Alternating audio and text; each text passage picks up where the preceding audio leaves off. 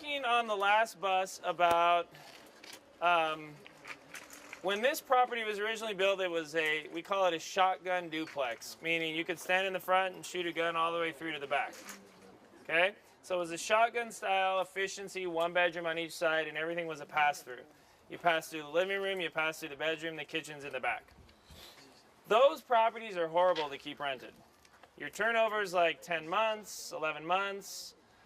They're just, one of the things that a lot of people don't calculate when they're looking at multifamily is how much less of a time an investor stays in them. Now, especially in a market like Indianapolis that is more geared towards single-family homes. You go to like Baltimore, everyone shared a wall, everyone shared yards, people grew up in apartment complexes, and because it's a dense population, okay? Culturally here in Indiana, that didn't happen. And so what we found is that people always psychologically prefer a single family. It's better. Multifamily is never worth the trade-off.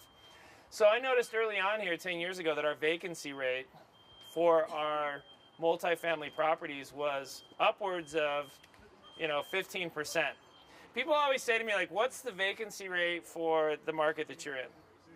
If you think about it, isn't vacancy tied to what you charge for rent? Think about it.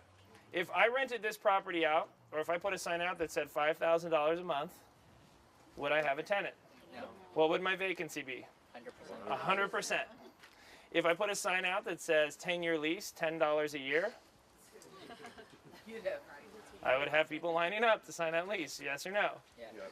So at some point, there's a rental rate in between $10 a year and at $5,000 a month where it will give me the desired vacancy that I want.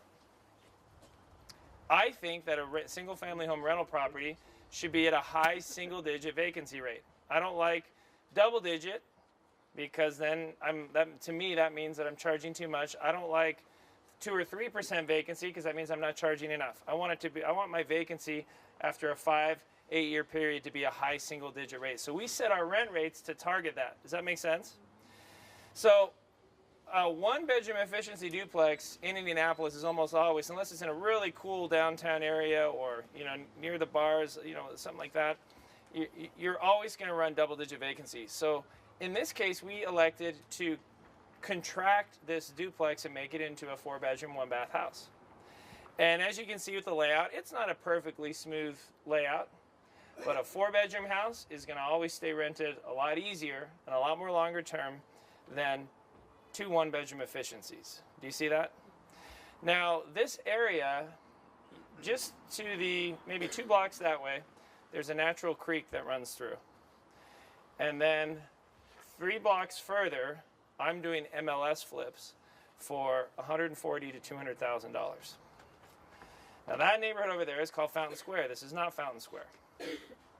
But when I was buying the homes up there 10 years ago for $5,000, $6,000, $7,000, it was because it's a mile and a half from downtown.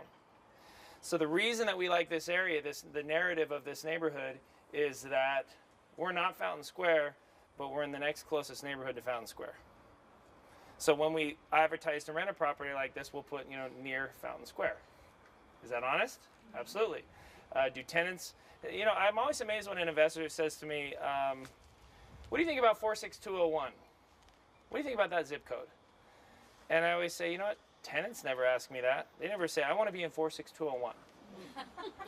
Right? Why are you investing based on that? What do tenants want to know about when they're looking to rent a property? School district, neighborhood names, proximity. I mean, think about all the things you know about the neighborhood that you live in. So we make our buying decisions based on that. So one of the things that you always want to do with us is say, what's the narrative? What's the story of this house, this neighborhood, at this time, and why are you buying here? Because there has to be an angle. There has to be a reason why we're investing. I never want to buy a rental property on a street that looks amazing. If I'm buying a house to live in, I want to buy the last crappy house on a great street, don't I?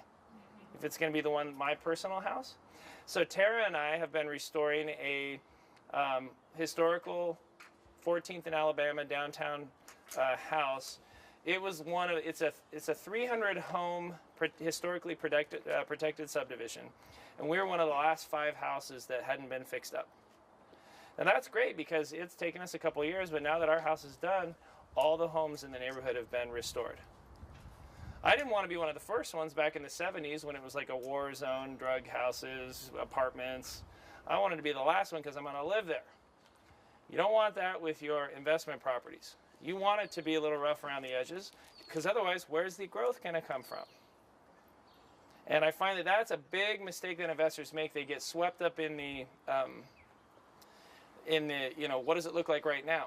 The fact that there's a house, 2 blocks down that's boarded up, or maybe even next door, that's good. That's opportunity. That means I'm going to be able to pick up another house in this neighborhood and contribute to that and be on the upside. Do you see that? That's a very important psychological dynamic. That's why we like these working class neighborhoods. That's why we like the lower middle class kind of neighborhoods, because we're able to really make a lot of appreciation from that and really outperform the market. That's why in Indianapolis and Kansas City, we're getting closer to 10% than we are 3%. That's why in Dallas and Charlotte, we're getting closer to 15, 20% in the neighborhoods that we're in. Okay. Now, the other thing to think about with a house like this is, won't this be a brand new house? Yeah. Right? What isn't getting, put new on this house? It's going to be, for all intents and purposes, the frame's still the same. You still have some basic, but the guts are brand new. That positions you really well for down the road if you want to convert it to an MLS flip, because everything's going to be brand new. It'll look beautiful, right down to the kitchen. Any questions about this one? Yeah. What gives you the decision to not add a bathroom when you were doing Great question. So she said, how do you decide to not add a bathroom? So what's the rent that we have listed for this house? $850. If we were to add a second bathroom in this house, where's Brant? What would our cost be to add a second bathroom to a house like this? So it'd be $5,000 more for us because we'd have to run separate plumbing lines. We have to run separate, they call it the stack, which that just means the waste lines. You got to run offshoots of that, and then you got to build out the whole bathroom. For the difference in rent that I would get for a second bathroom here, doesn't justify the $5,000 because these are all homes that are built about the same time, and very few of these homes have a second bathroom. Now, I get a lot of investors from California or other parts of the country where there's no such thing as a house with with only one bath. But when you have these homes, if you grew up in this neighborhood, if you're renting in this neighborhood, if you're buying a home in this neighborhood, and you grew up in a house with one bathroom, is it a big deal to you? No. And that's a perfect example of an investor projecting what they would want onto their rental property instead of recognizing the market condition and working backwards. I think I missed something, because you said this was the shotgun duplexes, right? Right. We pulled one out because we needed that 4th bedroom. I would rather have the 4th bedroom than a 3-2. Does that make sense? I'd rather have the extra bedroom because there's very few 4 bedrooms around here. Very few. Even less 5 bedrooms. So we have some other 2-bedroom duplexes that because they were so hammered when we bought them, we actually made them into 5-bedroom, 2-bath houses. And we're getting, $875, $900. We're getting way more than we would have got if we kept it as a duplex. Now, we have other parts of town where we're taking the duplex and we're getting what's called a party wall agreement, and we're making them into condos. And that's something that we've done in the past. And so then you sell them separately. I learned that lesson when I bought what I thought was a really awesome duplex for $35,000 and found out I only had purchased one side of it. That was tuition, right? Because I tried to evict the lady next door. She shows me your deed, So that was good tuition. But now, in researching that, we've gone backwards, and now we know how to do that split. Because that's something, condo conversions are very common in like California or New York or big cities. They didn't do those here because land is so cheap. It was always cheaper just to build another subdivision and convert a cornfield. Okay. Any other questions? Okay. All right. Let's go ahead to the next one.